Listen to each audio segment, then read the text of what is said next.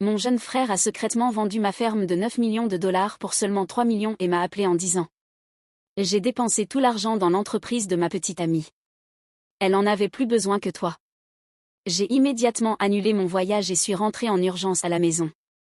Mais en arrivant, je me suis contenté de sourire parce que la ferme qu'il avait vendue n'avait en réalité jamais été à lui.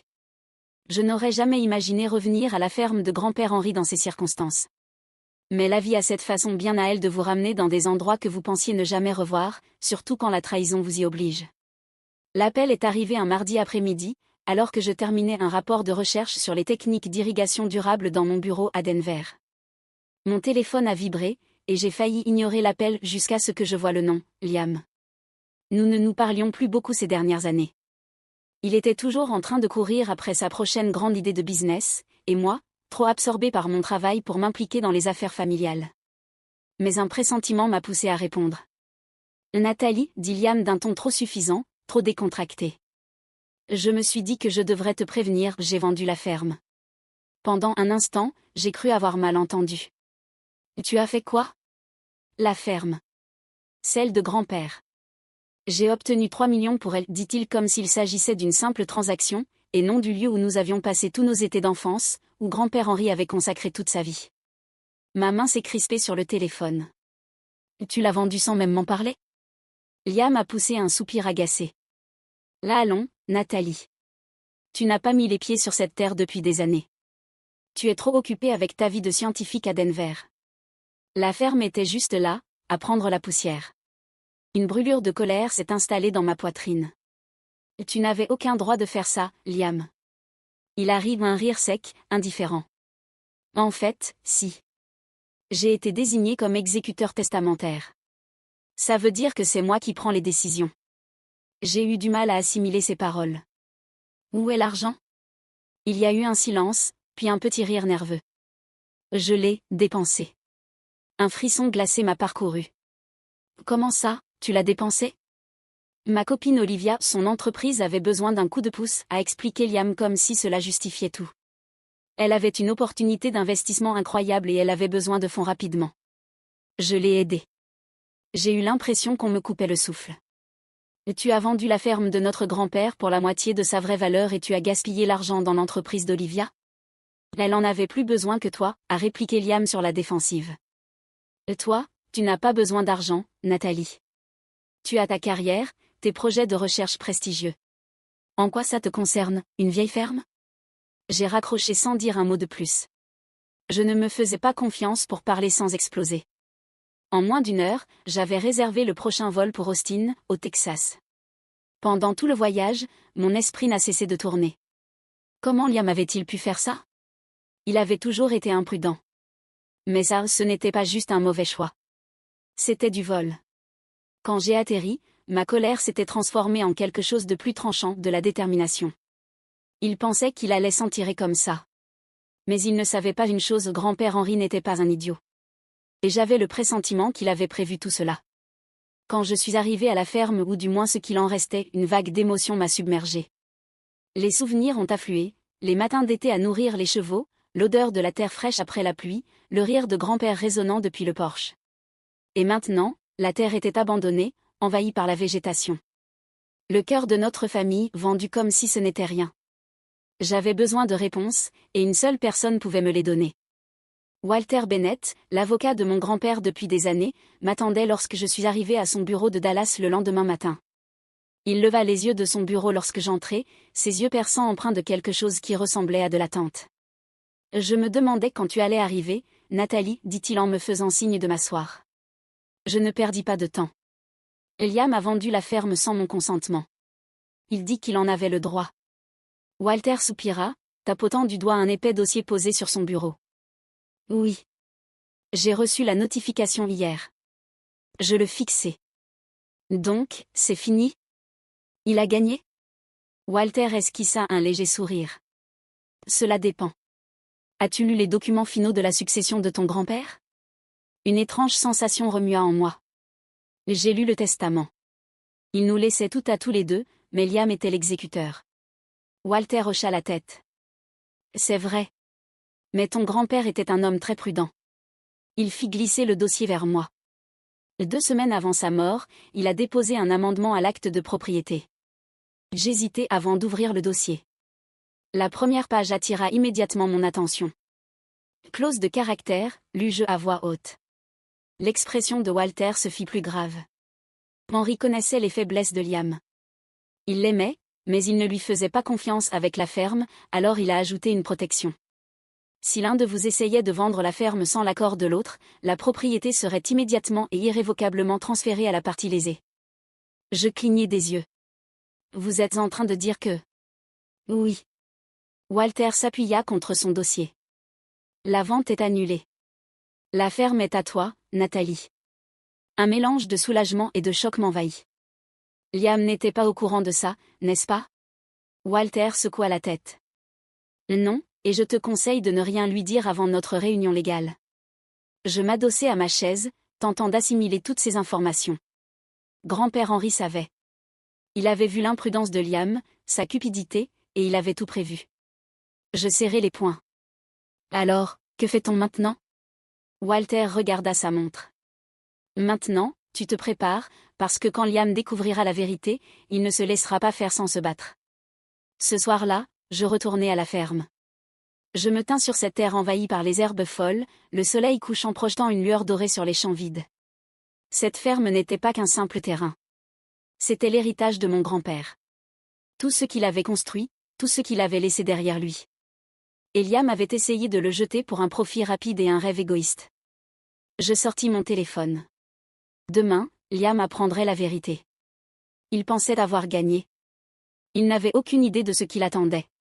Le lendemain matin, je me réveillai tôt, l'esprit en ébullition en pensant à ce qui allait se passer. Liam ne savait pas que sa soi-disant victoire allait s'effondrer sous ses yeux. Et connaissant mon frère, il n'allait pas bien le prendre. À 10 heures, j'étais assise en face de Walter Bennett dans son bureau. Il avait déjà organisé une réunion légale, s'assurant que Liam et son avocat seraient présents.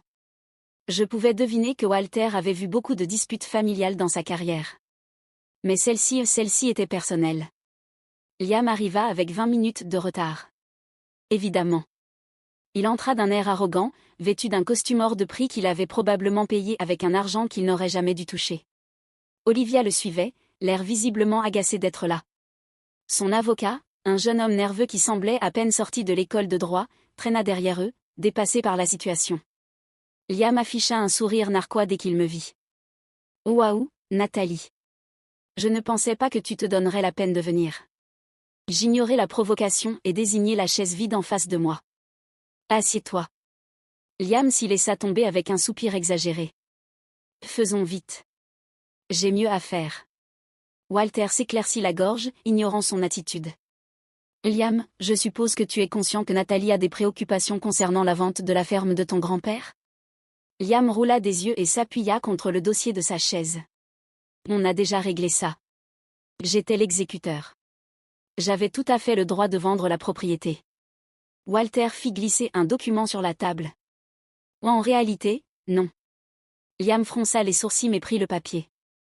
Au fur et à mesure que ses yeux parcouraient le texte, son sourire arrogant s'effaça. Son visage perdit sa superbe, et ses mains se crispèrent autour du document. Pour la première fois depuis des années, je vis quelque chose dans son regard. De la peur. Qu'est-ce que c'est? Sa voix n'avait plus rien de confiant. Walter joignit les mains. Ceci est l'acte amendé que ton grand-père a déposé 2 semaines avant son décès. Il contient une clause de caractère stipulant que si l'un de ses petits-enfants tentait de vendre la ferme sans le consentement de l'autre, la propriété serait automatiquement et irrévocablement transférée à la partie lésée. Le visage de Liam devint livide. Non. Ce n'est pas possible. Oh, mais ça l'est, dis-je d'une voix posée. Au moment où tu as signé cet accord de vente, tu as tout perdu. La ferme m'appartient maintenant. Liam jeta violemment le document sur la table. C'est un coup monté, s'emporta-t-il. Grand-père ne m'aurait jamais fait ça. Walter resta impassible. Henry Carter connaissait bien ses petits-enfants, Liam. Il savait que Nathalie protégerait la ferme. Et il te connaissait aussi. Disons simplement qu'il avait anticipé tes actes. Liam se tourna vers son avocat, paniqué. Fais quelque chose. Le jeune homme se tortilla sur sa chaise, mal à l'aise. D'un point de vue légal, l'amendement est contraignant. La vente est annulée. Olivia croisa les bras, sa voix acérée. Donc, ça veut dire quoi? L'argent a disparu? On l'a déjà dépensé. C'est ton problème, répondis-je d'un ton glacial. Le visage de Liam se tordit de frustration alors qu'il repoussait sa chaise et se levait. Tu ne peux pas juste tout me prendre? Je soutins son regard. Je ne l'ai pas pris. Tu l'as jeté. Un silence pesant s'abattit sur la pièce. Liam avait perdu. Complètement. Walter soupira et fit glisser un autre document vers lui. Il reste un autre point à aborder. En tant qu'exécuteur testamentaire, tu avais l'obligation légale de préserver l'intégrité de la succession. En vendant la ferme sans le consentement de Nathalie, tu as violé ces obligations. Il tapota le papier du doigt. À compter de maintenant, tu es officiellement destitué de ton rôle d'exécuteur. Liam fixa le document comme s'il venait de recevoir une condamnation à mort. Tu plaisantes. Non, dis-je en me penchant en avant. C'est moi qui suis aux commandes maintenant. Olivia se leva brusquement et attrapa le bras de Liam. Liam, on s'en va. Liam restait figé, le regard toujours rivé sur le document. Je savais exactement ce qui lui traversait l'esprit. Il avait tout perdu. La ferme, l'argent, le contrôle.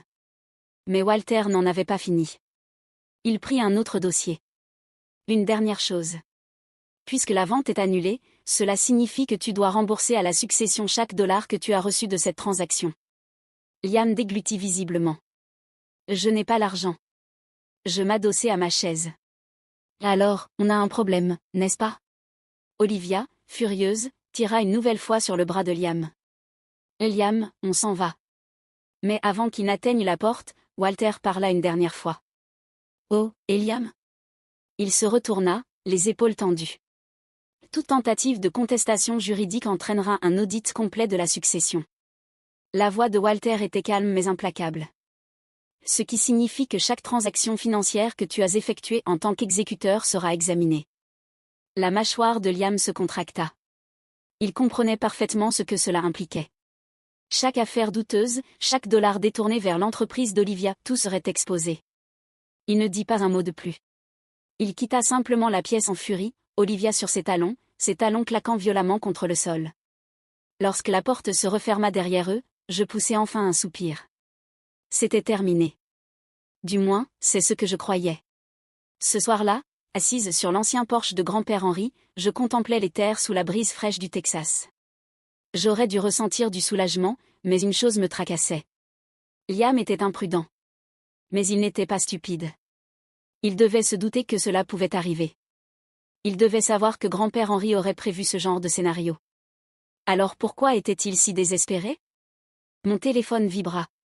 Un message de Liam. On doit parler. Je fixai l'écran, mon estomac se nouant. Ce n'était pas fini. Je restai un long moment à fixer le message de Liam. On doit parler. Une partie de moi voulait l'ignorer. J'avais gagné. La ferme m'appartenait légalement, et Liam avait perdu tout contrôle. Mais je connaissais mon frère. Il ne s'en allait jamais sans un plan de secours. Finalement, je répondis. Retrouve-moi à la ferme. Dans 1 heure. Lorsque j'arrivai, le ciel s'était assombri, et l'air portait cette odeur de terre humide, celle qui précède toujours une tempête. La terre s'étendait devant moi, les clôtures toujours brisées, les cultures envahies par les mauvaises herbes. Cet endroit avait été abandonné bien trop longtemps. Liam arriva 10 minutes en retard dans son SUV, ses phares déchirant l'obscurité. Il descendit lentement, son attitude différente cette fois-ci, fatigué, nerveux. Olivia n'était pas avec lui. Pour une fois, nous étions seuls, juste lui et moi. Il enfonça les mains dans ses poches, évitant mon regard. Tu as eu ce que tu voulais. Je m'adossai à la rambarde du porche. Oh vraiment? Liam laissa échapper un rire amer. Épargne-moi ton sermon, Nathalie. Tu crois être l'héroïne dans cette histoire? Il désigna la terre du menton. Tu es parti. Tu as eu ta carrière, tes recherches, ta vie parfaite. C'est moi qui suis resté. C'est moi qui me suis occupé de tout. J'inclinai la tête, l'observant attentivement. Tu ne t'es occupé de rien, Liam. Tu as vendu la ferme de grand-père pour un profit immédiat et tu as brûlé l'argent comme s'il ne comptait pas. Sa mâchoire se contracta. J'essayais de construire quelque chose. Je croisai les bras. Et où est-ce maintenant? Il ne répondit pas, et cela me dit tout ce que j'avais besoin de savoir. Quelque chose se tordit dans mon ventre. Liam, tout ça, ce n'est pas juste à propos de la ferme, n'est-ce pas? Il hésita, détournant les yeux. Et pour la première fois depuis longtemps, je le vis. La peur. Je fis un pas en avant. À quel point c'est grave? Liam passa une main dans ses cheveux, regardant partout sauf vers moi. J'ai emprunté sur les autres comptes de grand-père. Mon estomac se noua brutalement. Quoi? Il expira brusquement. Les comptes fiscaux de la succession, les fonds d'entretien, les économies, tout. J'ai puisé dedans en pensant que je pourrais les rembourser avant que quelqu'un ne s'en rende compte. Sa voix se brisa. Mais l'investissement a coulé. Le promoteur a fait faillite, et maintenant? Il rit sans joie. Maintenant, tout est parti. Je me sentis physiquement mal. Combien? Sa voix n'était qu'un murmure. 750 000. Le monde vacilla un instant. Je pressai mes doigts contre mon front, forçant mon esprit à réfléchir. C'est donc pour ça que tu étais si désespéré de vendre la ferme. Liam hocha la tête, l'air misérable. Je pensais pouvoir arranger les choses avant que quelqu'un ne découvre la vérité. Je fermai les yeux. Et Olivia? Son rire était sans humour. Là, elle est partie. Elle a pris ce qu'elle pouvait et s'est enfuie dès qu'elle a compris qu'il ne restait plus rien. Un long silence s'étira entre nous. J'aurais dû partir. J'aurais dû dire à Liam que c'était son problème à régler. Mais alors, je pensais à grand-père Henri, à la manière dont il avait toujours cru aux secondes chances. Et malgré tout, Liam restait mon frère. Je sortis mon téléphone et composai le numéro de Walter. Il décrocha au bout de 2 sonneries. J'ai besoin de te voir, dis-je. Tout de suite. 1 heure plus tard, Liam et moi étions assis dans le bureau de Walter. Imperturbable comme toujours, il ne sembla pas surpris quand je lui racontai tout. Au lieu de cela, il ouvrit un tiroir et en sortit un dossier épais. Ton grand-père savait que ce scénario était une possibilité, déclara Walter en me faisant glisser le dossier. Alors, il avait prévu un plan. Je feuilletai les pages, mon cœur battant à tout rompre. Police d'assurance, mesures de protection financière, garantie légale. Des dispositifs que grand-père Henri avait mis en place bien avant sa mort. Walter tapota un document. Ceci est une assurance couvrant les investissements non autorisés de la succession. Si elle est activée, elle permet de récupérer jusqu'à 800 000 $. Liam laissa échapper un souffle comme s'il venait de recevoir un coup de poing. Donc, on est couvert? Le regard de Walter se durcit. Pas exactement. Liam se tendit. Évidemment, il y a des conditions. Walter se pencha en avant. Premièrement, tu dois signer une reconnaissance officielle de faute. Cela signifie que tu dois admettre formellement que tu as détourné des fonds de la succession. Liam se raidit. Et si je refuse? Le visage de Walter ne changea pas. Alors, Nathalie n'aura d'autre choix que de déposer une plainte légale contre toi, ce qui déclencherait un audit judiciaire complet des finances de la succession. Il marqua une pause. Au vu des preuves, il est fort probable que tu sois inculpé pour fraude. Le teint de Liam pâlit instantanément. Fraude? Oui, confirma Walter calmement. Et cela signifierait de la prison. La main de Liam trembla légèrement alors qu'il la passait sur son visage. Et les autres conditions? Walter croisa les doigts. Tu devras suivre un programme de conseil financier à tes frais. Et tu ne seras plus jamais impliqué dans la gestion de la succession. Jamais. Liam se tourna vers moi. Sa voix n'était plus en colère, elle était presque suppliante. Et tu es d'accord avec ça? Je soutins son regard. Je ne veux pas te voir en prison, Liam. Mais je ne vais pas non plus te protéger des conséquences de tes actes. Pendant un long moment, il ne bougea pas. Puis, lentement, il hocha la tête. D'accord. Walter fit glisser le document d'aveu. Liam attrapa le stylo d'une main tremblante et signa. Et juste comme ça, c'était fini. Nous sortîmes dans l'air frais de la nuit. Liam resta près de sa voiture, fixant la ligne d'horizon de la ville. Je ne sais pas quoi faire maintenant, avoua-t-il. J'hésitai avant de répondre. Tu recommences à 0. Liam laissa échapper un rire faible. Comment?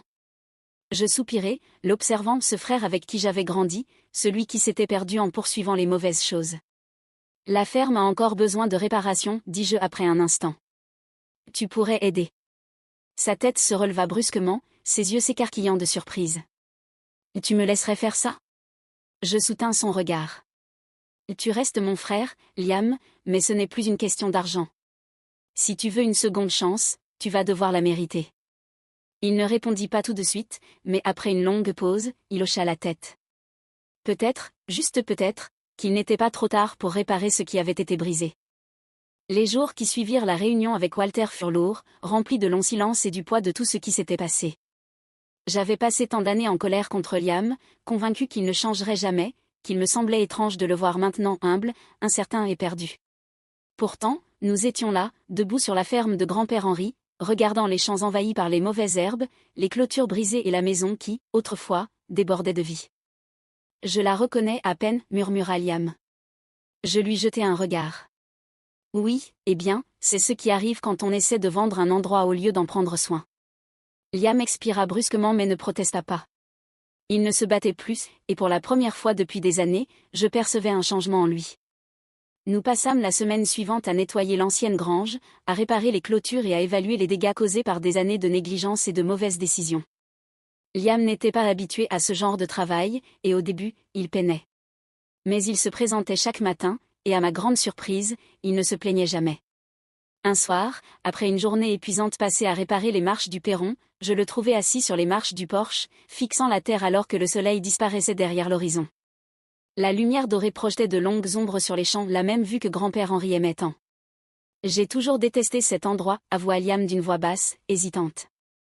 Je croyais que c'était un piège, un rappel de tout ce que je ne voulais pas devenir. Je m'assis à côté de lui, essuyant la sueur de mon front. Et maintenant?